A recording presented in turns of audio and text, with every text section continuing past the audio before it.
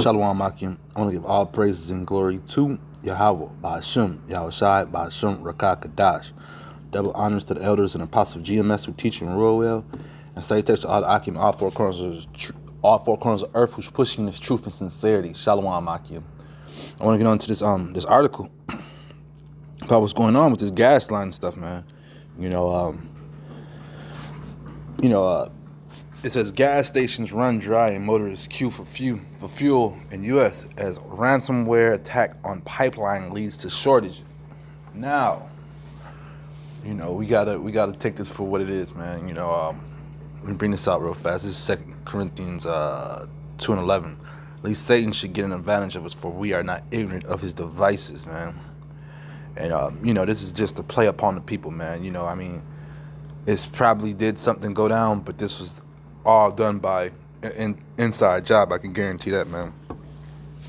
A week or two ago, you had the tanker, you had the shipping ship that got stuck supposedly in the canal, and now we're dealing with this, and this is here in the U.S. and it's knocked out a few states, man. I'm gonna read some of this, and I'm gonna bring on another verse because at the same time we know, the United States of America is one of the leading is probably the top leading technology place in the world. A few years ago, some drones went down to Venezuela, and they were, was it Venezuela or Colombia? It was Venezuela, and attacked the president. And the president, he already knew because we were one of the only countries that have that type of technology. And it leads me to this one about this malware stuff, man. Like America's like one of the only countries that just practices in super cyber warfare. One of the top ones. You have China and Russia. They also, and the other countries do it too. But America dedicates itself to different colleges and institutions to look after these type of things, and it hires these people. So it's a one hand wash the other hand. That's just the Edomite's way of doing business. He'll do business he'll backdoor himself, basically that's what I'm saying. And let me read some of this article. Gyros were filmed queuing for gas as stations reportedly ran out of fuel along the East Coast after a ransomware attack crippled one of the U.S. most vital pipelines. The pipeline's operator is struggling to restore service. Now, another thing, Esau loves to do whenever these type of disasters happen. They'll say, "Oh man, thank God it wasn't us. Thank God it wasn't us." I was watching the news this morning, which made me really jump into this article because that's what they were on, man. The news, we were here in Chicago and they're over on the East Coast and they're having to go through this stuff. Oh man, thank God it wasn't over here. This and that. So these times really show true colors of people. She says the ransomware attack on Friday shut down a 5,500 mile gas line and diesel pipeline that supplies nearly half of the fuel supply for the entire U.S. East Coast. Operated by the Colonial Pipeline Company, the vital fuel artery normally transits 1 million gallons per day from Texas all the way to New York. The FBI has blamed the attack on the dark side, a group of criminal hackers believed by the media to operate from a Russian-speaking country. Wow. Well, that's just more of that boogeyman they want to throw out. The boogeymans on the block are Russia and China.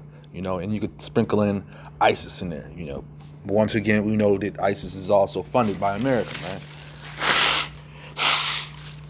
Slack. But, so these boogeyman groups that America have. And, you can't make a phone call. You can't get on the internet here in America without the government and Big Brother watching you and knowing what's going on. Anything that's minute, they even have apps on your phone that are paying you money to give up your information, man.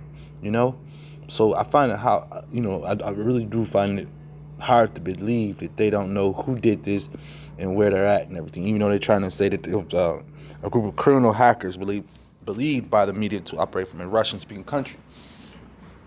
And a lot of times, like I said earlier, that these America will hire these hackers. Once they've done this, they'll capture them. Then they'll hire them, man. They'll give them a couple money and they'll be working for them, man. That's the hypocrisy of this place, man.